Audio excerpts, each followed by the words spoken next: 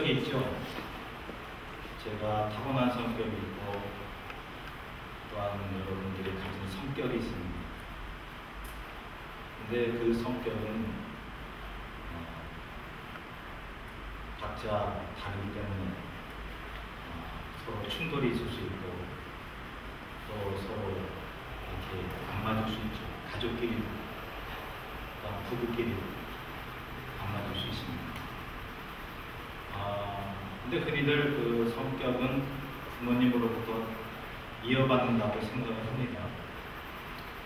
물론 그 DNA 유전자 때문에 우리는 부모님의 성격을 본받는다 이렇게 말할 수 있지만 TA 교류 분석 학자들, 즉 인간의 성격 유형을 조사하는 연구하는 학자들에 의하면 그 사람의 평생의 성격을 부모로부터 받은 것보다 후천적으로 조성되는 게 지배적이다. 자, 예를 들면 집안 식구들이 다 조용한 성격을 가지고 있죠. 그러면 그 조용한 성격에서 태어나고 자란 내 자신도 조용한 성격이 되죠. 그걸 어떻게 보면은 가족 내력이고 부모로부터 받은 거라고 우리는 쉽게 생각하지만 그렇게 가족이 조용한 분위기에서 살았기 때문에 이 아이도 후천적으로 성격상 조용한 성격으로 살아갈 수밖에 없는 그러한 예도 우리는 생각해 볼 수 있어야 됩니다. 성격이라는 것이 꼭 DNA 통한 어떤 그 유전이라고만 생각하지 마시고 어떤 그 태어나면서 이렇게 또 자라면서 또한 환경 속에서 영향을 받음으로 인해 그 사람의 성격이 조성이 된다고 하는 것입니다.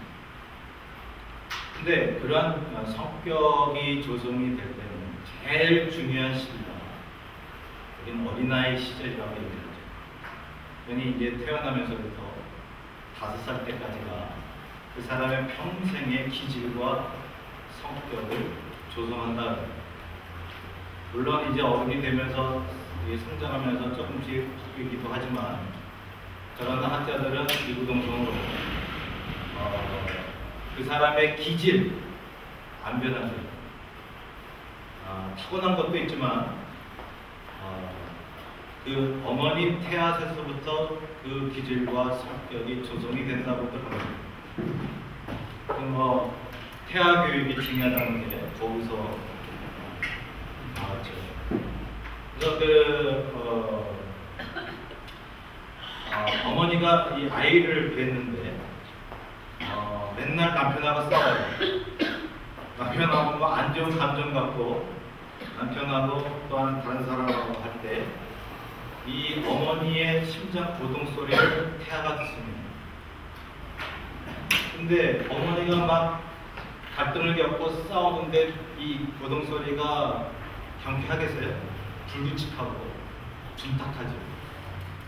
그러한 그 영향이 태아에게 간다고 합니다. 태아의 감성과 또한 태아의 성격을 조성합니다. 그러면 태아의 그 성격이 어떻게 되겠습니까? 불안정하고 두렵고. 근데 어머니가 그 남편하고 아버지하고 사랑을 주고받고 즐거운 생각만 하고 그러면 어머니의 심장고동 소리가 아주 경쾌하게 되는 거예요. 그러면 태아가 그걸 들어요.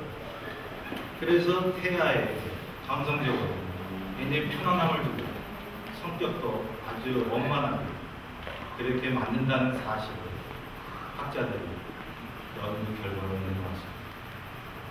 그리고 그 아이가 태어나면서부터 그 몇 세까지 부모의 태도와 가족의 분위기에 따라서 그것이 완전히 이제 틀을 잡아가는 거죠. 그거를 표현한 자기 인생의 운전수다. 이 운전수는 의식적으로도 튀어올라와서 자기를 부정적으로 보고 자기를 파괴적으로 보는, 또한 자기는 불안정하고 노력해도 안 되는 사람입니다. 의식적으로도 있지만 무의식적으로 깔려 있는. 그래서 이게 그 무의식이 그 사람을 주장하게 되면 아무리 의식적으로 노력해도 힘들다는 거예요. 자기 성격 문제가 있다라고 하는 사람 중에 그걸 고쳐보려고 하는 사람들이 있겠죠. 근데 쉽게 되던가요? 자기 성격 고치는 게 쉽게 안 됩니다.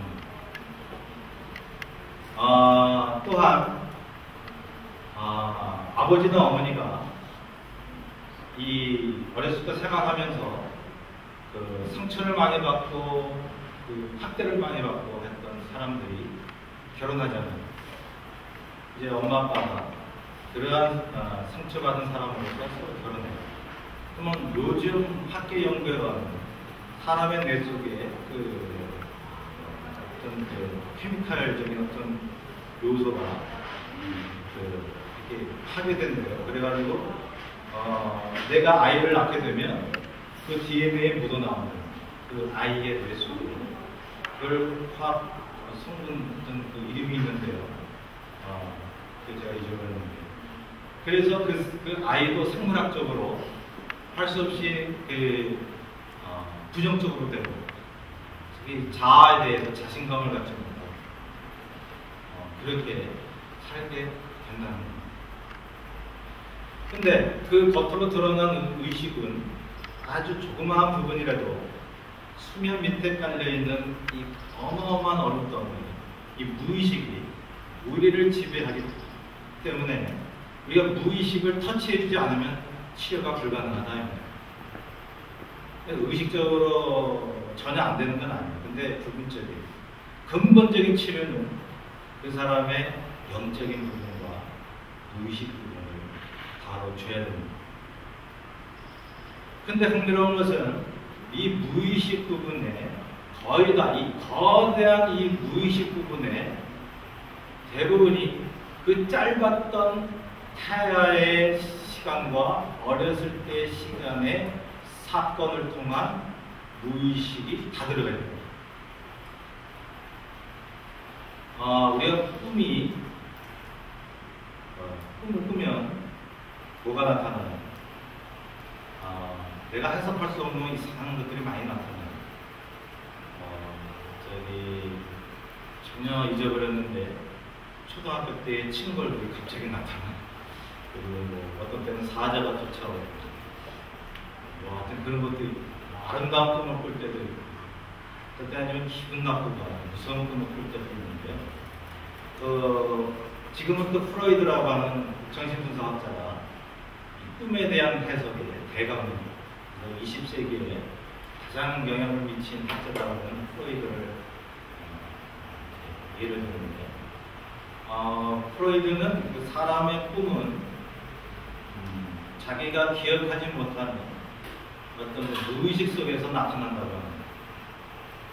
그렇기 때문에 말씀드린 대로 어린아이의 그 시절 때의 내용이 나타나는 경우가 많아요. 예를 들면 우리가 이렇게 이민해 와서 살아도 나이가 들어서 살아도 100%는 아니겠죠. 많은 경우가 어렸을 때 한국의 어떤 그 동네, 내가 어렸을 때 살았던 동네가 많이 나올 때가 있어요. 여러분들은 어때요? 어렸을 때의 그 당했던 좋은 일, 나쁜 일들이 무의식적으로 꿈에 나타나요. 그것이 이제 변형돼서 나타나죠.